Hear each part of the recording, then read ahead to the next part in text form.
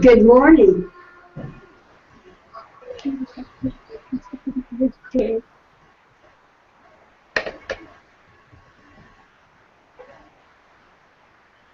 Good morning and welcome to the Mustang Museum. We're here today to tell you the story of the creation of the beautiful Mustangs of Las Colinas. In 1976, Mr. Ben Carpenter, the man who developed Las Colinas and the man who owned all this land in this area, he commissioned Robert Glenn, African wildlife artist, to create a wonderful sculpture that has become entitled The Mustangs of Las Colinas. Robert Glenn was born and lives in Africa. He was born in Kenya, and he began by making 47 models. 47 of them, just the small little marquettes. From there, Mr. Ben Carpenter picked out 9. Robert told me that when he first started, he thought that Mr. Carpenter was only going to select 6 of them, but when Mr. Carpenter got there, he felt that 9 was a better number of an average herd. There are 9 horses, there are 2 stallions, 5 mares, and 2 foals. After Mr. Carpenter had selected the 9 poses that he wanted for the symbolic artwork that would be at Las Colinas, Mr. Carpenter went to the architects and said, "This is the artwork. Now develop and design the buildings around it." And so they did. Robert then decided to go ahead and make the horses half life size. He was making them proportionately larger so that they would be actually proportionately correct. He did all of this from his studios in Nairobi. And then he took the models and we went to England, just outside of London. And if any of you have been to London, perhaps you've seen the lions of Trafalgar Square. The same foundry that did the lions did our Mustangs. At the foundry, through a very complicated process, they made the horses 1.5 life size. Now, Robert told me also that he wasn't certain whether the horses should be double life size, regular life size, or 1.5 life size. So he took a cutout of a horse to downtown Nairobi and placed it in front of a tall building because he knew that William Square was going to be quite high. It's 26 floors high. And he said he stood back, kind of eyeballed it, and thought, okay, now should it be larger, smaller? He said, but until they brought the horses in at the end of the project and placed them in William Square, he said he stood across the street and held his breath. Had he made the right decision? Should they be half life size, or should they have been larger or smaller? But he said it seemed to work perfectly. Well, back to the story at the foundry. At the foundry, it's a very complex process of how the horses are created. We show a film here at the museum that I hope that you'll have an opportunity to come to view sometime. Then they had to get the horses here. The horses weigh 17 tons, 34,000 pounds. They put them fully assembled on an airplane. They flew them from London to New York, and I'm told that on that same flight that there was a live thoroughbred as well, and we just kind of imagine if horses can talk, and I'm sure they can, that the live horse was saying to the statues, well, how did you guys get so big, and how come you never move or even answer any of our questions? So they go from London to New York, change planes to American Airlines to come into DFW, put them on trucks, bring them to Irving, to the Las Colinas area. The buildings are not ready, so they have to put them into storage for a couple of years. But during that time, they worked at how to place them and arrange them and did some finishing touches on them. So on September 25th of 1984, the plaza was dedicated and opened with a grand ceremony here. Last year, in 2014, would have been our 30th anniversary. But because we had some major construction here in front of the plaza, and the O'Connor was closed, we decided to postpone our celebration until this year, in 2015. So this fall, you'll have to come join us because we have lots of festivities planned to mark that anniversary. And I guess the t-shirts are going to have to say 30+1.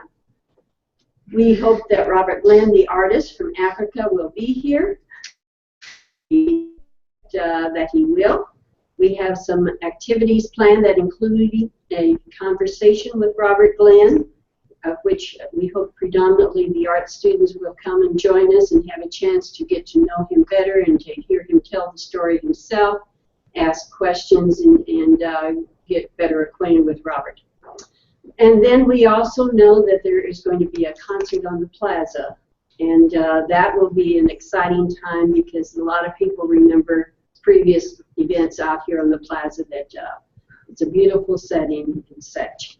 So I'd like to tell you a little bit about some of the artwork that we have around us here. This is also by Robert Glenn. He works in very limited editions where he makes only 6 or 8 or no more than 10 copies of any one piece. These are bronze with the exception of one that is in granite. And they are for sale. They range from $5,000 to $36,000. Now, maybe when you'll come, you'll also like to guess which one is the $36,000 one. The paintings are by his friend Sue Stolberger, and she's a wonderful artist as well. She likes to paint in various mediums, but these are all oils. And as you can see, he has African animals and tribal people. Because they live in Africa, that is predominantly what they see and what they are familiar with and what they're so well, they're so talented in being able to portray. A lot of people ask about this one. This is a sable antelope. Sort of like, looks a little bit like a unicorn or such, doesn't it? Because if you're at a certain angle, you see only the one horn, but there are actually 2 horns there. This is a lioness. And this is the granite one, and so it is a 1 of 1. And you see how she is cleaning herself, and it's just a very beautiful piece. Now, if I could have my choice, I would be taking this lady home with me.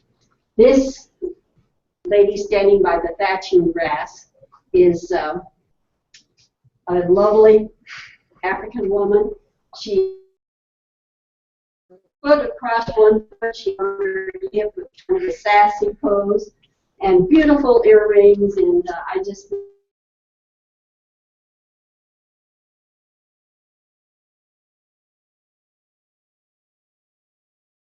how many editions were made, and like the baboon here, I believe he is 4, the 4th one of only 10. The Mustang Museum is open Wednesday through Saturday, 11 to 5, and we hope that you'll plan to come see us soon. And the admission is free, and we do show a film, of which I mentioned earlier, that tells you how the process was developed. So I think it's almost time now that we're going to see a video of an interview that was done with Robert Glenn when he was here last fall. And I hope that you'll enjoy it, and then we'll be back to have some questions and answers. Thank you so very much.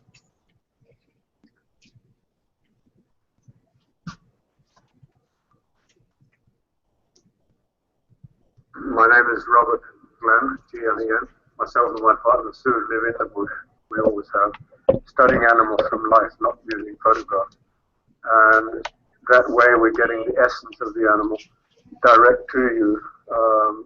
And it just gives something different because you're understanding how the animal breathes and lives and looks and all kinds of things. When I was a child, I can remember as far back as 6 years old being interested in birds and anything that moved around. And living in Nairobi, Kenya, as I did, that's where I was brought up. I was taken on a safari for 2 months with two hunters that I knew. I was nearly 15. And their client was the Shah of Persia's brother, and the princess, and her sister, and her husband. His name was Abdurreza Pahlavi, and His Highness. And so I went on the trip, had a great time, did what I had to do. And then at the end of the trip, the prince said to me he wanted me to go to Iran, stay in the palace.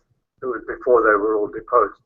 Stay in the palace and make a collection of Iranian birds for him to put in his trophy room for 6 months.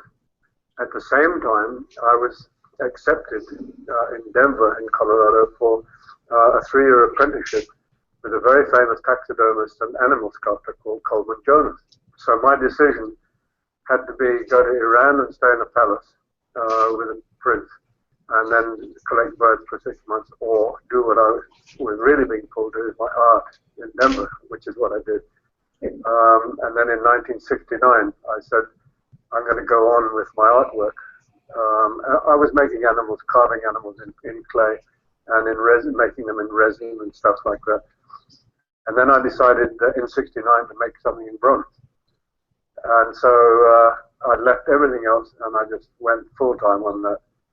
And so I sold a car that I'd made an elephant, not very big, and I sold a car, Volkswagen of all things. Didn't get much money, but it was enough to get me to London by plane, take my elephant to be cast in bronze at a foundry that I'd been introduced to, get back in the plane and go back home with the elephant when it was ready, and that was the end of my money.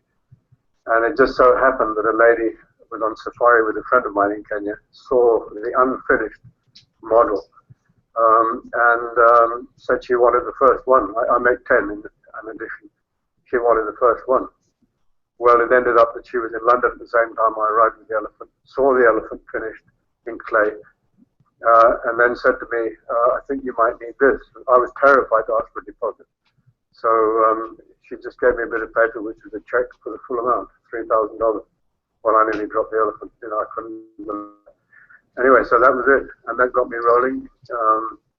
And then going back a bit, then when I started my bronzes, Ben Carpenter, who I did the horses for, he used to come to Kenya on safari with a friend of mine, hunting in those days. That's how I met Ben Carpenter. And then one day I was over here on a trip and at a conference, a game convention actually, showing some bronzes. Came out here to visit Ben at their ranch house, and in those days Las Colinas was the ranch. And so we're sitting having a coffee, and Ben, he had an operation, recuperating, but he just said he'd like to have a herd of horses running through some water. Well, he actually said jumping over water. And would I be interested in doing it? So I said, yeah. And I didn't realize how big the water, we hadn't talked about that. And so he was coming to Kenya in 2 months on another trip.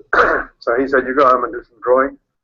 And when you've done the drawings, I'm coming on a trip, I'll come and look and we'll talk. He said they had to be in real bronze because they had to last forever. And at that point, I thought they were, I didn't know anything about it. So he said they had to last forever, and I again said to him, have you any idea what that might cost? So Jim came out for one night, all the way from here to Kenya, looked at the model, and Ben said, those are the horses, now you design the buildings around them. I mean, that's pretty good going to do it that way around. Most people build everything and then ask an artist to do something. And so that's how that bit came about. And then I went ahead and made the models.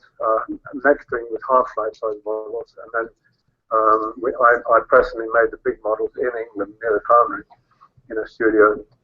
And we cast each one as I'd finished it because of the timing of the whole thing. And then we flew them here to the service center near here. And there they did all the levels and elevations above sea level and all the stuff the engineers did. And then we flew them here in a 747 American Airlines, which was quite interesting. And so they were able to lift the horses off flatbed trucks and put them on 8,000-pound concrete bases on each horse into the riverbed. And that was all marked out by the engineers. And then eventually put the fountains in, which I designed, and flooded the water in, because I designed the river as well. And basically that was it, but it's a very long operation. It took, including the installation, 8.5 years of my life. That's all I did. I didn't do anything else. And so since then, it's been animals and more animals and working with animals and living in the bush. And it's just pretty amazing existence.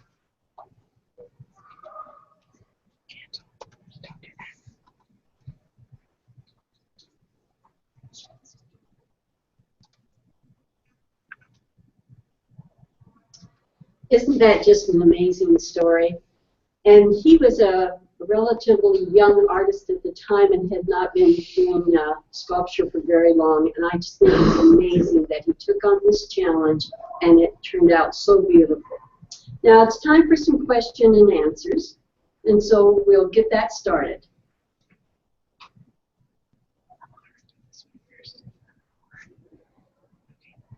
Lamar, do you guys have any questions for us?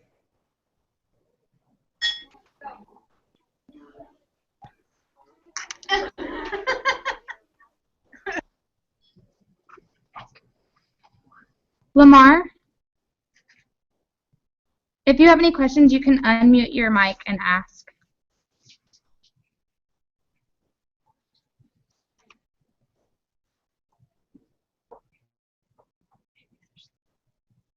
Speak into the computer. Okay. Why does he like animals? Why does the artist? Why does he like animals? Why does he like animals? That's a good question. Well, I think he's very familiar with the animals. Now I want to tell you a little bit about him at the end, but he does live out in the bush, so I will tell you about that a little bit later. And that's what he sees, and that's what he knows. Thank you. Someone want to ask that one? More questions? Suwani, come ask your question. I think Lamar has one more.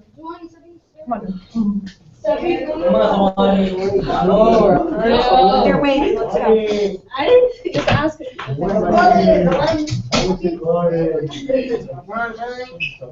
What do I speak? Right into the computer. Did he make the cows in Dallas? Did he make the cows in Dallas? Like the Longhorns?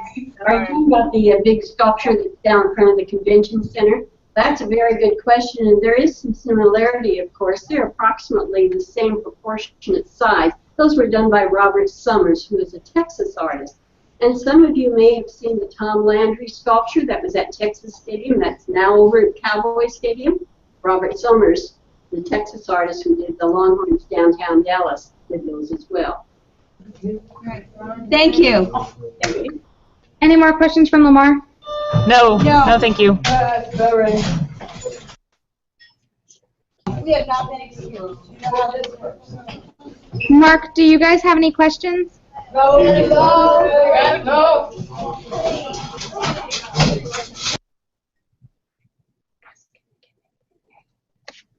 Mark, do you guys have any questions? Lamar does not have any more questions. Thank you.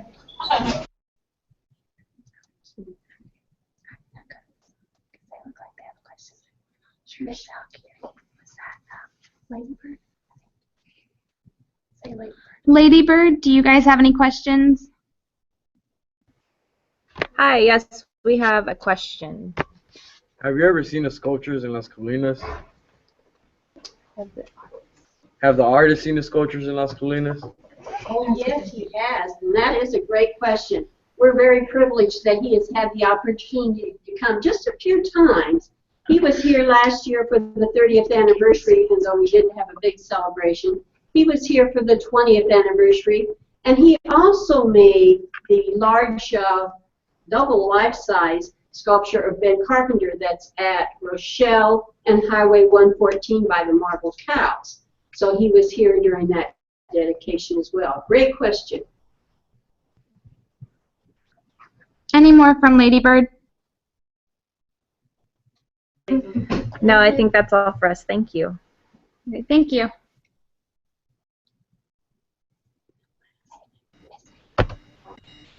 Ms. Hicks, do you have any questions?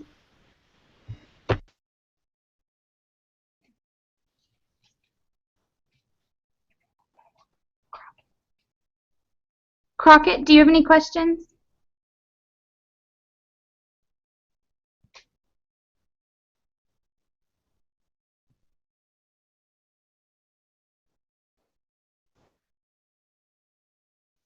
Singley, do you have any questions?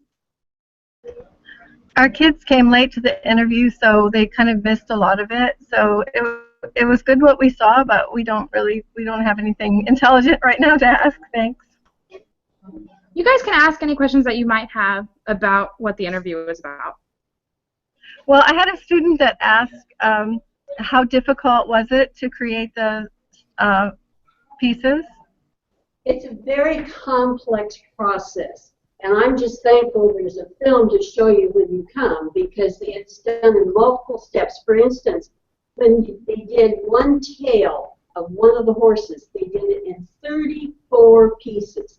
And when you take those small portions out of the mold, you don't know until you break off the exterior part of that casting whether it worked or not. So can you imagine having a tail, 34 pieces, and you just have to hope that they all line up just right when you go to solder them together. But come to see the film, and then that will give you the background of how they're created. Thank you. Thank you.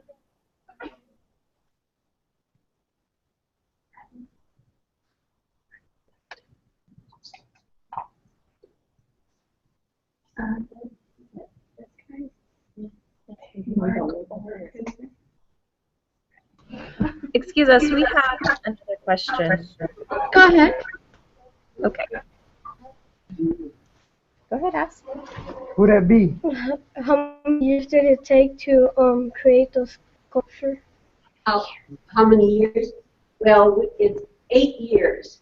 He had a year that he just studied. One of the things that's unique about Robert Glenn is that he doesn't use photographs when he works. You know, a lot of artists will take a photograph and they'll copy it, or they'll at least use it for a point of reference. He doesn't. He has to watch the animals and see them for himself. And so he spent a year in study, found out that the Mustangs in America are very crossbred, so he went to Spain for a period of time to study the pure lines that are there in Spain. And then he had the several years of working on the project. In 1981, they were shipped to America. Remember, I mentioned the plaza was not ready, so they put them in the storage. And then also in ready, and then the dedication September 25th, 1984. Thank you. Thanks.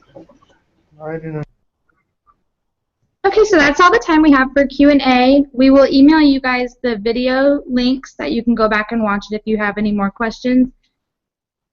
And I'd like to thank you for visiting with us today. The address is 5221 North O'Connor. That's near the intersection of O'Connor and Highway 114. It is in what we call Williams Square, which was named for his brother-in-law and his sister, Dan and Carolyn Williams. Now, I want to share with you also that Robert lives out in the bush in a tent that has no running water and no electricity. Can you imagine doing that? And they've been there for years, 15 to 20 years. Sue, of course, is there as well. He has a 16-foot trailer behind the tent where he makes all of his own molds, takes them like excess baggage on the airplane when he goes to the foundry to have them cast. So when you come to visit us, we have a little short 4-minute video that we'd like to share with you, because part of that shows his campsite and his studio behind the tent. Thank you again for visiting the Mustangs of Las Colinas.